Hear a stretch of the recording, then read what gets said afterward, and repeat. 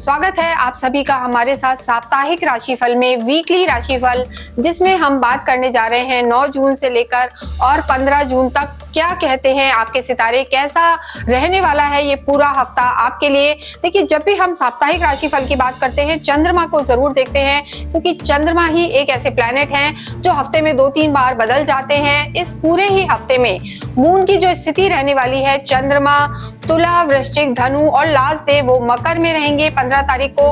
इन सब चीजों का आप पर क्या प्रभाव पड़ेगा, साथ ही साथ इस हफ्ते में सूर्य भी एक ऐसे प्लैनेट हैं जो अपना स्थान परिवर्तन करेंगे, जिसे हम सूर्य संक्रांति कहते हैं, महीने में एक बार बदलते हैं। तो सूर्य भी 15 जून को लगभग सुबह 6:45 बजे अपना स्थान परिवर्तन करेंगे और इसका आपके जीवन पर क्या प्रभाव पड़ेगा ये भी हम देखेंगे। और साथ ही साथ मंगल और केतु का अंगारक योग बना हुआ है, जो सभी में कहीं ना कहीं एक गुस्सा, फ्रस्ट्रेशन और चिड़चिड़ाहट बढ़ा सकता है, अग्नि तत्व बढ़ सकता है। इसके साथ ही शुक्र की स्थिति बहुत अच्छी बनी हुई है, जो सभी के जीवन में लग्जरी बढ़ाने वाली होगी। तो क्या करना है आपको, आइए हम देखते हैं। इस वीडियो में हम बात करेंगे मीन राशि की, जो हमारी आखिरी राशि है पाइसेस, और ये हफ्ता इनके लिए कैसा रहने वाला है। 9 जून से लेकर और 15 जून तक कैसा रहेगा इनका समय, ये यहाँ पर हम देखेंगे। देखिए, मोस्टली साप्ताहिक राशिफल में हम चंद्रमा के आधार पर देखते हैं और इस पूरे ही वीक चंद्रमा की स्थिति तुला, वृश्चिक, धनु और आखिरी दिन ये मकर में रहेंगे। तो ये आपके जीवन पर कैसे प्रभाव डालेंगे। और इस वीक में सूर्य भी अपना स्थान परिवर्तन करेंगे। सूर्य टॉरस में चल रहे थे पिछले महीने से, अब आपके सुख भाव में आ जाएंगे, 4th हाउस में आ जाएंगे, जहां पर ऑलरेडी गुरु और बुध मौजूद हैं। तो यहाँ आपका चार्ट क्या कहता है, देखिए 1st हाउस में आपके शनि हैं, 7.5 का सेकंड फेज चल रहा है। 2nd हाउस में शुक्र हैं, 3rd हाउस में सूर्य हैं जो 15 को 4th हाउस में आ जाएंगे गुरु बुध के साथ। और आपके 6th हाउस में यहाँ पर अंगारक योग बना हुआ है केतु मंगल का, और 12th हाउस में आपके राहु है। और जैसा हमने बताया कि चंद्रमा आपके तुला, वृश्चिक, धनु और मकर में रहेंगे, लेकिन हफ्ते की जो शुरुआत है उसमें चंद्रमा आपके लिए अष्टम भाव में रहेंगे। जी हाँ, तो मीन राशि के लिए चंद्रमा की जो स्थिति है हफ्ते के शुरुआत में अच्छी नहीं है, क्योंकि गोचर में या किसी भी हम कहेंगे चाहे कुंडली में भी कोई भी ग्रह जब 6ठे, 8वें, 12वें में आता है तो अच्छा नहीं माना जाता, लेकिन चंद्रमा के लिए 4th हाउस भी अच्छा नहीं माना जाता। और यहाँ तो चंद्रमा आपके मिस फॉर्च्यून के भाव अष्टम में रहेंगे 2 दिन के लिए, यानी 9, 10 और 11 को आपको मीन राशि को कोई भी मेजर डिसीजन नहीं लेना, कोई भी बड़ा डिसीजन नहीं लेना है, चाहे इमोशनल हो, पर्सनल हो या प्रोफेशनल हो, क्योंकि उस समय आप थोड़े सिंक लो फील कर सकते हैं, नेगेटिविटी रह सकती है, एंजाइटी, डिप्रेशन की प्रॉब्लम रह सकती है। और स्वास्थ्य का अगर हम ओवरऑल देखें तो शनि यहाँ मौजूद है आपके, और केतु मंगल आपके 6ठे हाउस में है। तो ऐसे में स्वास्थ्य का आपको हफ्ते की शुरुआत में खास ध्यान रखना है, यानी 9, 10, 11 को यहाँ पर मेंटली आप थोड़े से एग्जॉस्टेड फील करेंगे, थोड़े लो फील करेंगे, तो ऐसे में आपको ध्यान रखना है। और फिजिकल लेवल पे हम कहेंगे कि आपको अपने रेस्पिरेटरी ऑर्गन्स का भी इस हफ्ते ध्यान रखना है। स्टार्टिंग ऑफ द वीक ये आपके लिए बहुत जरूरी है। और अपने ब्लड प्रेशर का भी ध्यान रखना है। जब ब्लड प्रेशर ऊपर नीचे होता है तो सिर दर्द की भी समस्या होती है। आप कहेंगे हमने बहुत चीजें बता दी, पर ये सही है। इन चीजों का आपको हफ्ते की शुरुआत में 9, 10, 11 को बहुत बहुत ध्यान रखना है। तो हेल्थ को लेकर आप केयरफुल रहें। प्लस यहाँ पर 7.5 का सेकंड फेज है, जो बहुत अच्छा नहीं माना जाता। तो तनाव तो मीन राशि के लिए चल ही रहा है। पाइसेस का समय, इस समय हम कहेंगे कि बहुत ज्यादा अच्छा नहीं है, मिला जुला असर देने वाला है। नेक्स्ट यहाँ पर हम बात करते हैं आपकी लव लाइफ की। देखिए, लव लाइफ के लिए समय पहले से सुधरा है, हालांकि बहुत अच्छा तो यहाँ भी नहीं है, क्योंकि पंचम भाव के जो लॉर्ड हैं आपके चंद्रमा, जैसे हमने बताया कि हफ्ते की शुरुआत में अष्टम में रहेंगे। तो हफ्ते की शुरुआत के लिए तो जो है स्थिति लव लाइफ के लिए बेटर नहीं है। आर्ग्यूमेंट्स में ना जाएं और कहीं ना कहीं थोड़ा तनाव रह सकता है। हालांकि जो आपके खुद के लॉर्ड है गुरु, उनकी स्थिति आपके सुख भाव में है, तो हो सकता है आप सपोर्टिव रहें, लेकिन जो सामने वाले हैं वो थोड़ा सा आपकी किसी बात को बुरा मान सकते हैं। तो अगर आप मिलने जा रहे हैं, कोई बहुत लंबी लंबी बातें कर रहे हैं, तो मैं कहूंगी कि आप हफ्ते के शुरुआत के 2 दिनों में 9, 10 को तो आप बिल्कुल ही अवॉइड करें, थोड़ा टालें और उसके बाद आप चीजों को सेट करें। आगे हफ्ते में आपकी लाइफ यहाँ पर ठीक नजर आ रही है, जो लव लाइफ है। इसके अतिरिक्त अगर हम और चीजों को देखें, आपके और रिश्तों को देखें तो उनके लिए समय यहाँ पर ठीक बना हुआ है। माता के लिए, माता से संबंधों में काफ़ी सुधार और काफ़ी जो हम कहेंगे पॉजिटिविटी आपको मिलेगी। माता का जो हाउस है 4th हाउस, वो यहाँ पर काफ़ी एक्टिव भी है, अच्छा भी है, और सूर्य भी एंड ऑफ द वीक यहाँ पर आ जाएंगे, तो माता से संबंधों में अच्छा भी रहेगा और माता से आपके लिए फ़ायदा भी रहेगा, तो इस चीज़ का ध्यान रखें। नेक्स्ट हम बात करते हैं आपकी मैरिड लाइफ की। देखिए, मैरिड लाइफ की जब हम बात करते हैं तो आपके वैवाहिक जीवन के लिए 7th हाउस को देखा जाता है। बुध यहाँ के लॉर्ड हैं जो आपके सुख भाव में बैठे हैं, खुद के ही घर में।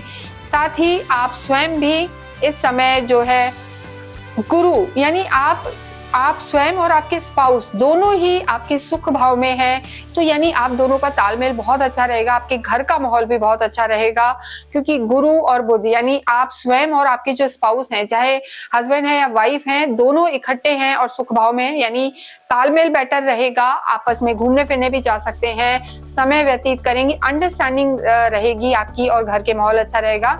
इसके साथ साथ कोई बड़ा डिसीजन भी आप अपने घर परिवार के लिए ले सकते हैं।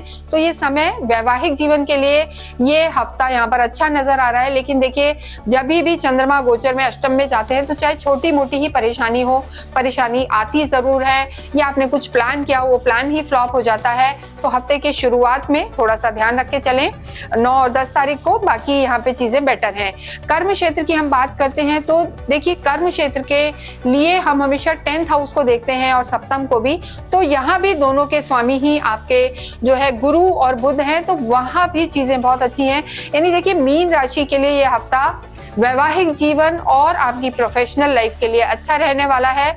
लेकिन देखिए, कई बार ऐसा होता है कि काम बहुत हो रहे हैं, काम चल भी रहे हैं, लेकिन पैसा रुक रुक के आता है, तो धन की स्थिति यहाँ पर बहुत अच्छी नजर नहीं आ रही है। आपके जो धन भाव के स्वामी हैं, हालांकि आपके कुटुंब में भी शुक्र बैठे हैं, तो गुरु और शुक्र तो बहुत सपोर्टिव है आपके लिए, लेकिन जो आपके धन भाव के स्वामी हैं मंगल, वो जरूर आपके रोग ऋण शत्रु में चले गए हैं, तो कोई लोन लेने की इस समय रिक्वायरमेंट हो सकती है, लोन ले सकते हैं, पैसे की कमी थोड़ा सा इस हफ्ते में रह सकती है। तो ऐसी स्थिति में सोच समझकर आपको ये लोन वाली चीजों में जाना है या कानूनी चीजों में जाना है, वो आपके लिए बेहतर होगा। अन्यथा यहाँ पर जो हम कहेंगे, क्योंकि गुरु की भी दृष्टि है, गुरु खुद ही के घर को देख रहे हैं, तो काफी अब आप रिफाइन तरीके से काम करेंगे, मैनेजमेंट आपका अच्छा हो जाएगा, ऑफिस का माहौल अच्छा रहेगा, बेशक चाहे नौकरी हो या आपका खुद का काम हो, पार्टनरशिप भी यहाँ पे ठीक ही नजर आ रही है। तो ओवरऑल चीजें आपकी यहाँ पर ठीक है, लेकिन फिर भी एक डिससेटिस्फेक्शन है बिकॉज ऑफ शनि,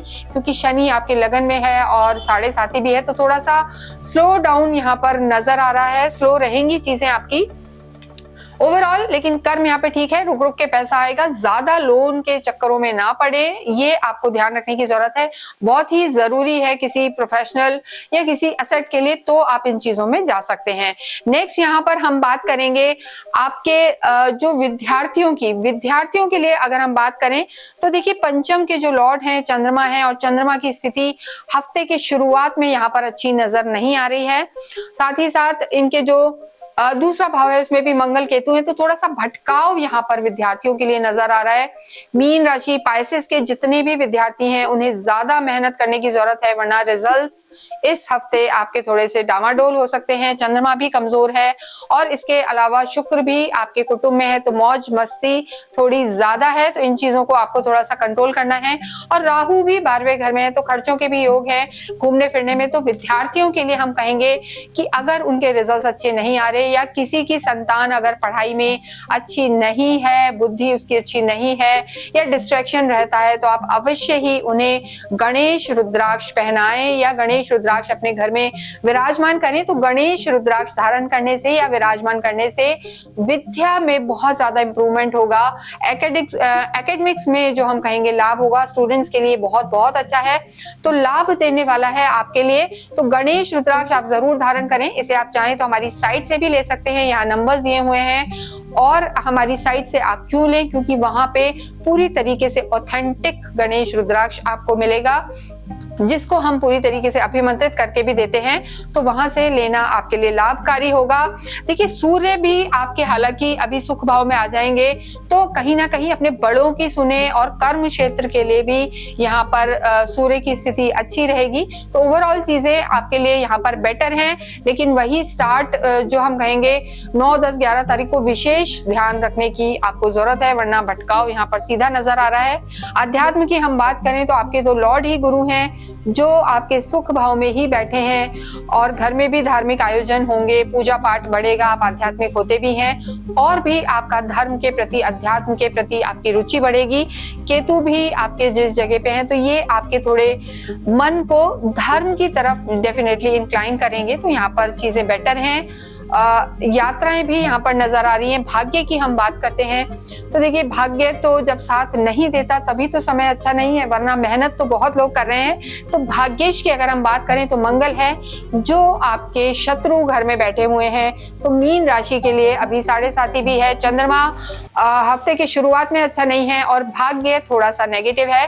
तो आप कर्म प्रधान रहें तो आपको लाभ अवश्य होगा। पूरे ही हफ्ते की अगर हम बात करें तो भाग्य थोड़ा कमजोर है। साथ ही साथ जो केतु और मंगल का अंगारक योग है वो भी यहाँ बना हुआ है 6th हाउस में। तो चीजें देखिए ठीक है, लेकिन भाग्य की कमजोरी उतने फायदे नहीं देती। और धन भाव के भी स्वामी है, यानी धन भाव के स्वामी और भाग्य के स्वामी दोनों ही थोड़े से नेगेटिव हो गए हैं। तो आपको हनुमान चालीसा अवश्य करनी चाहिए। हनुमान जी की आराधना करना आपको लाभ देगा। इसके साथ साथ हनुमान जी के भी जो लॉर्ड हैं, उन्हें प्रिय हैं राम जी, उनकी भी आप आराधना करें। राम रक्षा स्त्रोत आप अवश्य पढ़ें, डेली संध्या के समय करेंगे तो आपको बहुत लाभ होगा। इसके अतिरिक्त आपके जो गुरु हैं, आपके जो लॉर्ड हैं, उनकी भी आराधना करें। विष्णु सहस्त्र नाम का आप पाठ करें तथा सूर्य को जल चढ़ाएं। गुरुवार के दिन अवश्य ही कोई भी येलो दाल और उसमें गुड़ मिलाकर आप गाय को अवश्य खिलाएं। एक रात पहले बुधवार के दिन भिगो लें, और आप चने की दाल या अरहर की दाल कोई भी आप गुरुवार के दिन गाय को खिलाएं। इससे आपको काफी लाभ होगा। पूरे ही वीक हम कहेंगे कि आप ओम भौमाय नमः का जाप करते रहें, ये जरूरी है। अंगारक योग बना हुआ है। किसी भी इंपॉर्टेंट काम के लिए जाएं तो थोड़ा सा गुड़ खा के जाएं। इसके अतिरिक्त अगर आपकी कोई क्वेरी है तो आप हमसे संपर्क कर सकते हैं। जाते जाते अवश्य ही आप ओम नमो भगवते वासुदेवाय लिखें। Thank you.